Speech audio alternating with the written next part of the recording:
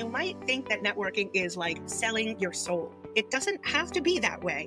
And I'll show you 3 simple steps to avoid that feeling, because here is a painful truth. If you don't learn how to do it strategically, you'll leave tens of thousands of dollars on the table over your career. Let's fix that right now with the help of a warrior named Miyamoto Musashi, a 17th century samurai who fought over 60 duels without ever losing. But more importantly, he wasn't just a warrior. He was a philosopher and a strategist. He wrote a book called The Book of Five Rings, where Musashi explains how to survive unpredictable battlefields by mastering timing, perception, and invisible power. This is where you come in. His mindset applies directly to modern careers, especially if you feel stuck, burned out, or outnumbered. He teaches how to survive first and win later.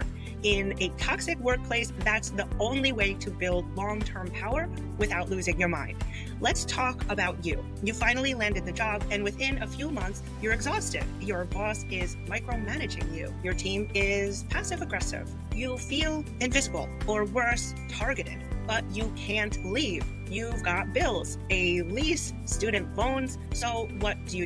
You either burn out or you learn how to move like a strategist. And if you don't, you'll miss promotions, lose out on referrals, and stay stuck for years. That's not fear-mongering, that's math. Modern networking isn't broken. Nobody teaches you how to do it without feeling like a fake.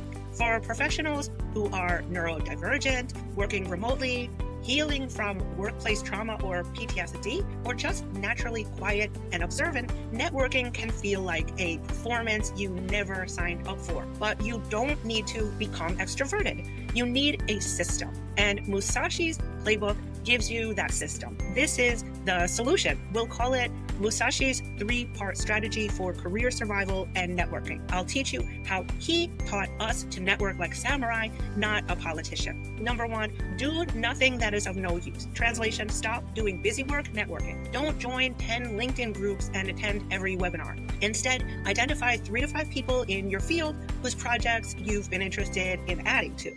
Think connectors, insiders, quiet influencers, people outside of your own team within the company.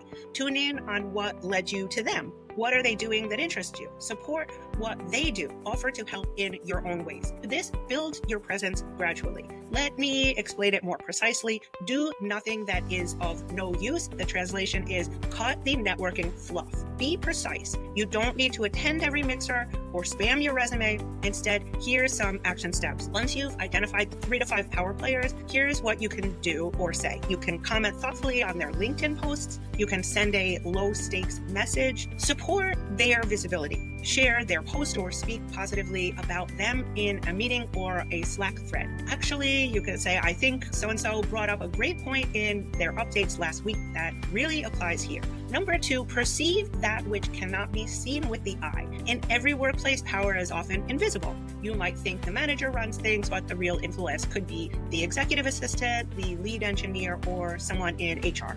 Bottom line, you don't know who are the people who move the levers behind the scenes, so spread your good cheer and compassion all around. That's where real protection and mobility comes from. But once you are being a good team sport in as many teams as possible, you might be in a better position to perceive that which cannot be seen with the eye. Translation, you might be able to spot the hidden power. We all know managers don't always run the show. Look for the people who do.